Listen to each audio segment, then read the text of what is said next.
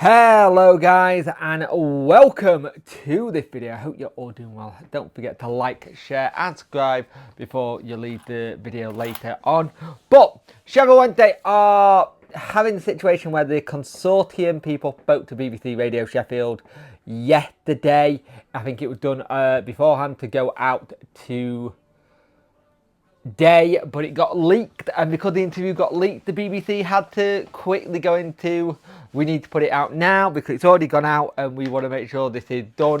So I won't lie, it being leaked like that does not look good. In one sense, it makes it quite bad for the Consortium a little bit because of what happens. But the person who they spoke to was John Flanagan, 36-year-old who's led the Consortium 2 bids so far, and that was named in the correspondence. And when he was speaking to BBC Radio Sheffield, he spoke about Adam Shaw being a good friend.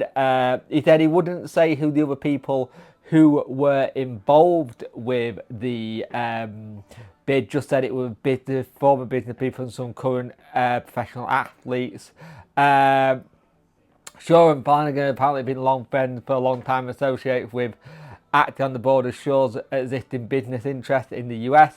And Flanagan's got a background. So here's the thing, what is Flanagan's background himself? Now, his background is raising capital and managing money, having started at AXA, where he rose from a sales executive position to become a regional vice president. Flanagan started his own business and he's also linked on LinkedIn as the director investor relations at Connecticut Registered Development and asset management company Whiteron, who specialise in high-end hospitality sector. The story told that Flanagan is not a salary employee at the firm, rather that he works with them in raising capital for projects across the globe. It is stressed that Whiteron do not play a part in any part of the consortium, so whatever this is, that's completely separate. Sources within the consortium claim Flanagan has raised somewhere in the region of $1 billion in capital across the range in different projects, including those based in real estate and industry with medtech companies in the US. So basically, he's very good at getting people to hand over the cash and basically go, do you want to invest? Do you want to do this? Yes, I do. It claimed he holds a multi-million-dollar real estate investment and development portfolio. Through it, it's stressed that his role on it is to project has been pulling together high net worth individual, Boston-born and now based in Tampa. Flanagan is a former college athlete at Fordham University, where he acted was a pitcher for Fordham Rams and a major celebrity before heading into the world of business. He's also played American football at Boston College High School.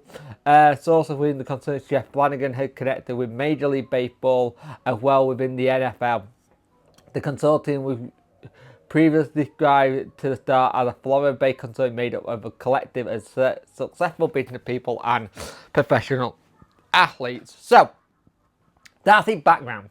So his background is finding funds. His background is finding funds, making sure we can find the right people to invest into things and make sure that there is ability to have that money and then reinvest it in the way we want to, or how the club want to, or whoever he worked for want to. So he basically the person who would go and get the investment. He's one of the people. Got to remember, Consortium is always built with people like this. He's been obviously chosen to be the person to talk to the media about what's going on. Now, I have seen on the article that somebody in the comment section was like, he's an expert in football but can't say he'll. But let's not have a go at how someone says something. I don't think that's a very good start to how someone's come out here and said what's going on and what he wants to try and do in the process. So, Sheffield Wednesday have got a situation where are they going to come back in and put in a third bid? The fact that there was no counter bid says a lot. But as you can tell on the interview, you could tell right near the end, he was very much of the, I'm not sure if, it did sound quite, I'm not sure if we're going to have another bid. Not too sure what's going to happen there, because there's a part of it, because of it being sure, that I just wonder with DC, what DC said in the past about saying Shaw hasn't paid bills on time and stuff like that, you've got to take it of what DC says and then what Shaw says. It's a bit of a he said, she said situation. The problem you've got with this going forward is that, for me, I don't need to put another bid in. They've done 2 already. Both got knocked back. Both got basically told, yeah, I'm not selling. The place ain't for sale. Sorry, lads. Just sorry to burst your bubble, but I ain't letting this go. I'm keeping this in mind. That's all well and good, but you can't pay people on time. People can't be paid on time, and that's something I kind of look at and go, it doesn't look good if you're turning around to people that you don't want to, who are putting money on the table for you. And it also depends on how much money they are putting out there to get it. The rumour was it was 75,000, I wish. 75 million, but who knows? At the moment in time, we haven't got a clue what is going on, who is talking to who, what the situation is. Is there someone else in play here? We don't know. We haven't got a clue. At this moment in time, there is no clue on what's going on. Sadly, it is what it is. But Sheffield Wednesday, that is the person who is spoke to BBC Radio Sheffield last night. Yeah, it's one of those things you look at it and you go, okay, what next? What next are we going to have with these group of people? Who are going to be the next one to come and try and put a bid in? Are they going to put a third bid in? Or are they like, we've done our best, we tried our best to have a conversation. It doesn't seem like the conversation's going to go anywhere, or if it's, I don't want to say worth having, because I think conversation is always worth having, but it doesn't seem like you get into a situation where you can agree a price for the club at market value.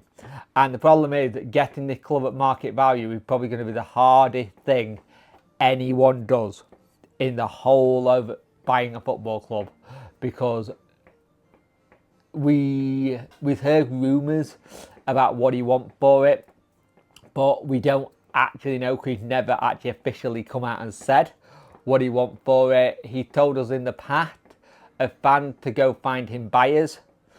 People have, they found him buyers, and it's still not enough. He had told fans, if you don't want me here, I will sell. The majority are now in the camp that they don't want him here. A lot of the fans would like the staff to be paid on time and get paid what they should do. But it is what it is, and there's nothing we can do about it at the moment. But Sheffield Wednesday are in a really interesting position where this is going to be a long fight, and I don't want to sit here one day saying that our club has gone the way of the Berry or something like that. Something needs to happen to get this man out of our club, because it is his club in terms of him owning it, but he's making the reputation of the club itself a laughing stock in the world of sport and football.